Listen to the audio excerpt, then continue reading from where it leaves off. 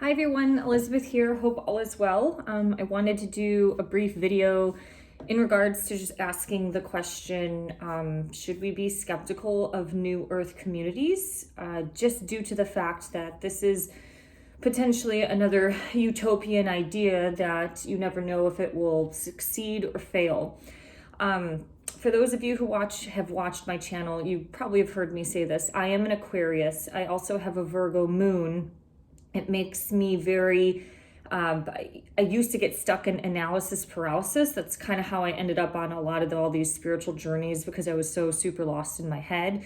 But I'm also very skeptical and I analyze the hell out of things. And as I've noticed over the last few years of this kind of New Earth community ideas start to develop, especially in places around the world, it's actually made me start to question things, whether it's healthy, whether it would be good for humanity.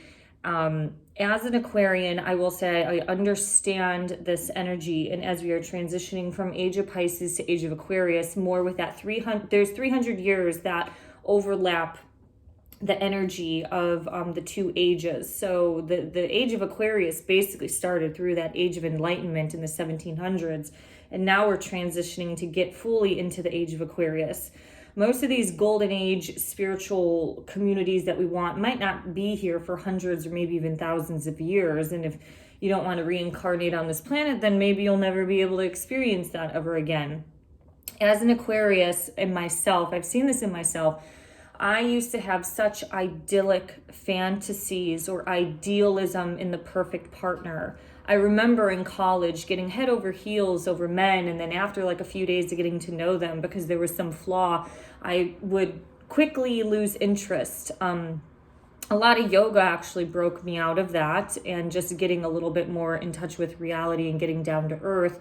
But even after studying yoga in India and doing all the traveling that I'd done, I definitely had these broad visions when I was young and super naive at 22, 23. After I went to India, I came back to the States and wanted to create all these yoga communities, like have a yoga retreat center in Costa Rica, and maybe build a yoga facility for the poor people in India to try to get them to learn how to do farming and all of this stuff. So idealism and dreaming is great, but it's really, really easy to get lost in these utopic, idyllic thoughts or communities. The first thing we know is communism sells a dream, and it fails every single time. It falls short because it's not a dream. It ends up becoming some shithole ran society where these elites are doing whatever they want, and then they're suppressing the actual citizens of the society. My friend who is from Bulgaria, who grew up, I think she was born in the 70s, so grew up, as a child during communism in the East, always said that, churches and psychics and all that was banned for the citizens, but it wasn't banned for the people on top. So communism is an idea that kind of sells this beautiful image to a lot of Western kids, and that fails. So that is a utopic idea that people are stuck in.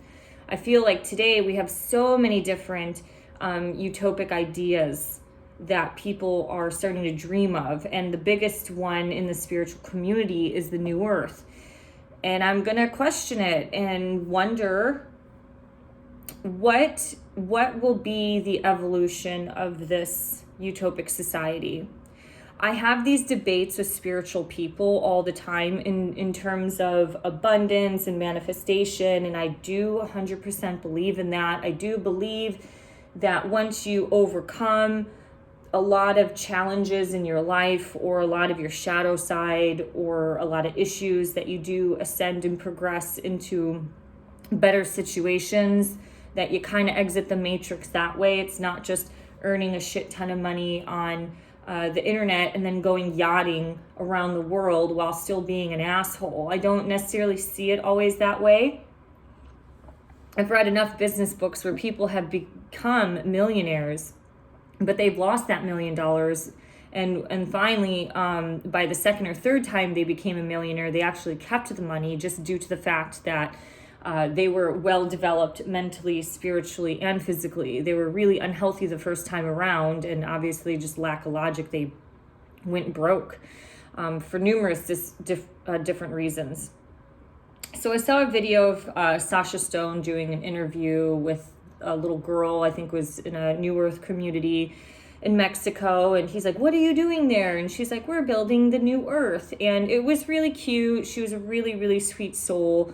As much as I am against government public education, I do think there are some certain things that have been beneficial. I went to grad school, and that taught me to critically think about your hypothesis. And if it doesn't work, you try again, or you rethink, you re-question things. So clearly, some of us who have gone through the American educational system, whether it's a personal individual thing, we've actually taken lessons, we haven't been dumbed down because we're not eating a bunch of junk food, whatever the case may be, some of us have succeeded. So this girl was really, really super cute. And you know, she's 7 years old, so there's only so much you can expect from a 7-year-old. But I just kind of wonder what will be the future of the new earth, because you have the pioneers and you have the settlers, and the pioneers are the ones that create this idea or idyllic community, and it starts off with people who are on the same page. And then eventually, when these things get bigger and bigger, it starts attracting people who might not be on the same page. It becomes a little bit fanatical, or it can become a little radical, like you're not supposed to do this. It doesn't welcome individualism, because you have to live and work in a certain type of box. That's what a lot of utopian societies have kind of preached about. There are parts of spirituality that can become very fanatical and radical, just the same on religion. Mind cults exist in Buddhism. They also exist in extreme forms or lineages of yoga, where you have to clean. I mean, I've lived in ashrams, so there is this 100% focus on the spiritual world and like zero focus on the material world, which is fine. But there always seems to be a conflict when things start getting bigger. I went to Burning Man in 2016, but I also know people who've gone to Burning Man for a long time, and they just said this is not the same anymore. It's like whenever anything gets big or becomes trendy, it loses its authenticity, or it loses its structure and the roots of what the original intentions were for that theme. So Burning Man probably started off as some cool little hippie music event for people to kind of, you know, get over broken relationships or whatever like that, to kind of heal themselves. And then it evolved into a Silicon Valley funded, probably a government MK Ultra type of experiment to see what people do on government land when they're linked up with a bunch of drugs. So it kind of has, you know, probably evolved into a more satanic thing. I don't know if the roots of it was always necessarily satanic. I mean, it was kind of pagan in some way, but maybe the intentions were a little bit pure, and then eventually it fell through. So it seems like throughout history, communes and utopic villages and ideas tend to fail. Some of it fails due to the lack of acceptance on individuality. Like I said, you have to live in this certain box, like living in a yoga ashram. We had to specifically clean, you know, the structure was like a temple, so it had to be super clean. You had to do these certain things. Some of it was a little bit more rigid, like you had to clean the ashram, and then you had to cook the food and then clean up from that. And then you had relaxation time. So there are certain things that just that have to get done. Let's put it that way. So when we're in this digital age, when a shit ton of people are getting donations off of GoFundMe, or they're getting money rolling in from the internet by selling product, are they going to do the nitty-gritty work that is required to sustain a community? Who's going to clean the toilets? Is somebody like a Sasha Stone or some other people I know that want to do New Earth communities who are a little bit, you know, in that upper echelon Southern California type vibe, borderline on the narky side a little bit, at least with self-absorption, although they're super spiritually gifted. Are they going to be cleaning the toilets and taking out the trash? This is part of the problem in America, is that people think that they're above doing these things. Our teenagers no longer want to cut the neighbor's lawn or, sign up for jobs by being the cashier at the local grocery store, because they feel like they're beyond that and they haven't even put in any work or effort to ascend toward a better job because they're 18, 19 years old.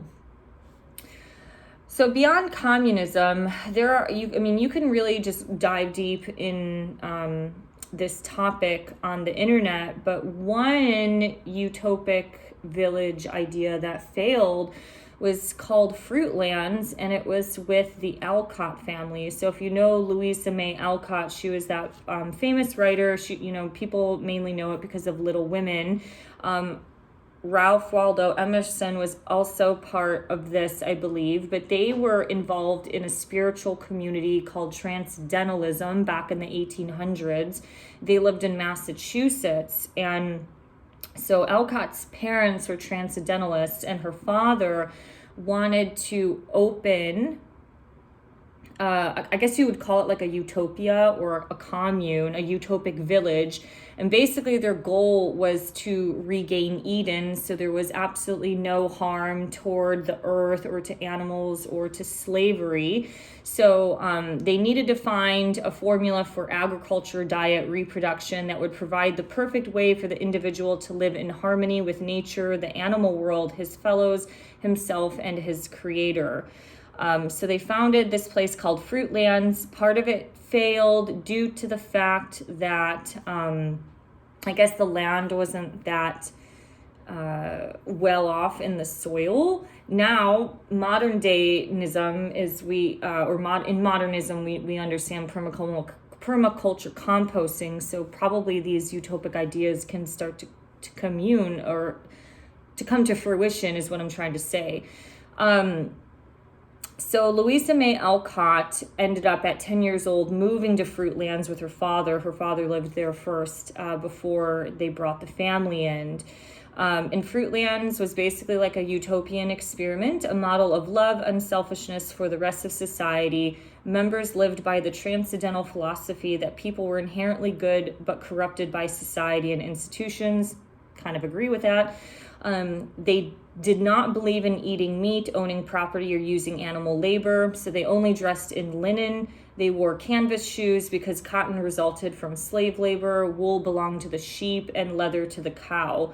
Cold water was their only beverage, and that's what they bathed in. Kind of almost sounds like borderline veganism, which vegan Christians believed that we were vegan before the fall of man and sin, which animals and humans decided to kill because they had sin come within them. So I think that community had 13 people to start with, but there were certain people, like one was called Samuel Bowers. He was a nudist, and he could only experiment with the benefits of wearing no clothes at night, basically when nobody was looking. He was told to wear a white sheet when he wandered out in the open. Soon as a posse went out from the town to investigate a white ghost. So he just wanted to be himself, right? Be his natural self, but it's kind of like it still wasn't accepted within the community. So there was still this lack of acceptance for individuality, which is part of the Aquarian energy and culture is individuality. So really, how do you sustain communities and utopic ideas while respecting individualism? And maybe this is part of the reason why all of these spiritual communities failed.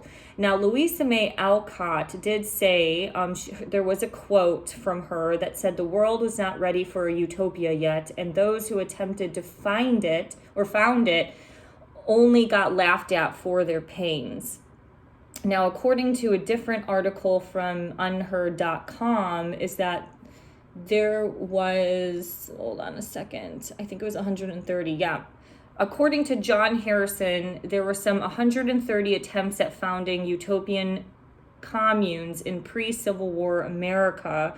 Around 16 of these were inspired by the proto-socialist visions of wealth philanthropist Robert Owen, who envisioned common property, collective work, and communal childcare. The French proto-communist thinker Charles Fourier, also wildly popular at the time, similarly outlined a vision of utopian communities where everyone's natural inclinations corresponded perfectly to all the types of work that we're needing to be doing.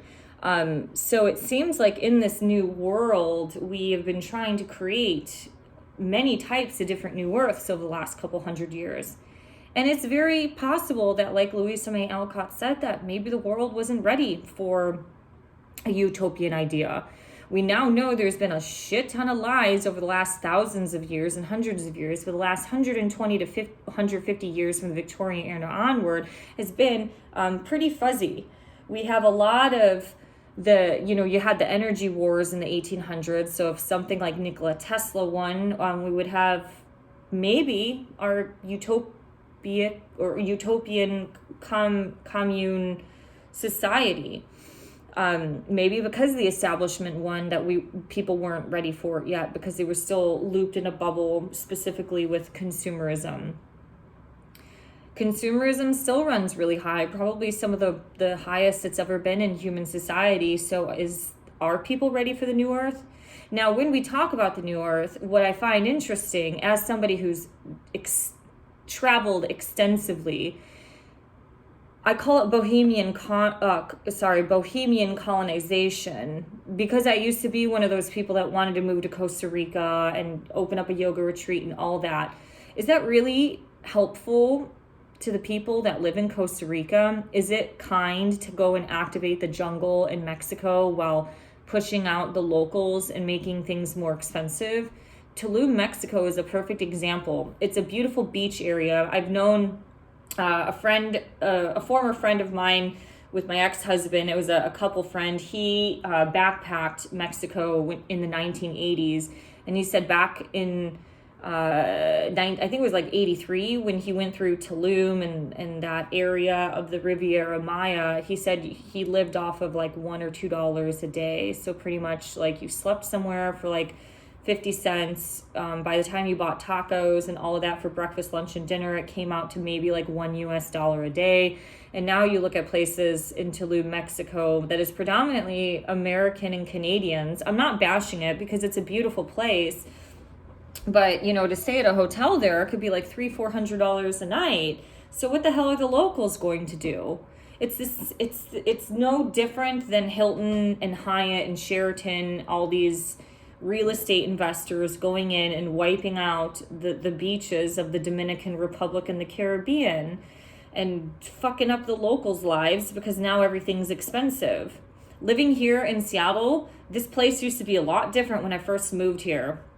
The place that I fell in love with no longer exists because it's been conquered by the tech people. So they've come in making a crap ton of money and makes it really difficult for people like me who just earn your average wage.